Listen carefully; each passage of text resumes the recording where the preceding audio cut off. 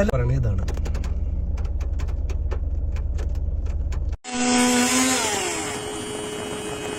തുറക്കുന്ന സമയമായി. അപ്പോൾ എപ്പോഴും നമ്മൾ എന്തെല്ലാം മുൻകരുതലുകൾ എടുത്താലും നമുക്കൊരു അപകടം നടന്നതിന് ശേഷം ഇതുപോലുള്ള പ്രവർത്തനം ചെയ്തിട്ട് യാതൊരു കാര്യമില്ല. അപ്പോൾ ബഹുമാനപ്പെട്ട കളക്ടർ ശ്രദ്ധയിൽ ഉൾപ്പെടുത്തിയിട്ടുണ്ട്, പറഞ്ഞിട്ടുണ്ട്. ഞാൻ വിളിച്ചിരുന്നു. അപ്പോൾ സാറും പറഞ്ഞത് നിലവിൽ എത്രയും പെട്ടെന്ന് അതിനുള്ള കാര്യങ്ങൾ ചെയ്യാന്നുള്ളതിൽ പറഞ്ഞിട്ടുണ്ട്. ബാക്കിയുള്ള മരങ്ങൾ എന്ന് പറയുമ്പോൾ നമുക്ക് നിലവിൽ റോഡിലേക്ക് നിൽക്കുന്ന മരച്ചില്ലകളെങ്കിലും വെട്ടി മാറ്റിയിരുന്നെങ്കിൽ തീർച്ചയായിട്ടും അതൊരു വലിയൊരു ദുരന്തം നമുക്ക് മാറ്റിയെടുക്കാൻ സാധിക്കും.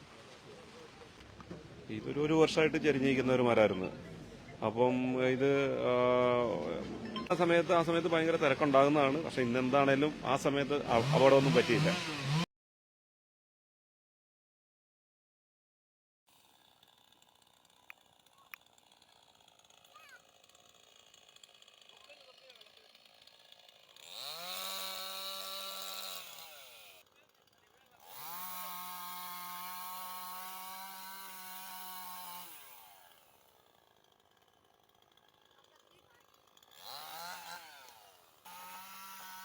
ചില്ലകൾ വെട്ടി നിർത്താന്നുള്ളൊരു ഇതാണ് ഇപ്പോൾ എടുത്തേക്കുന്നത്.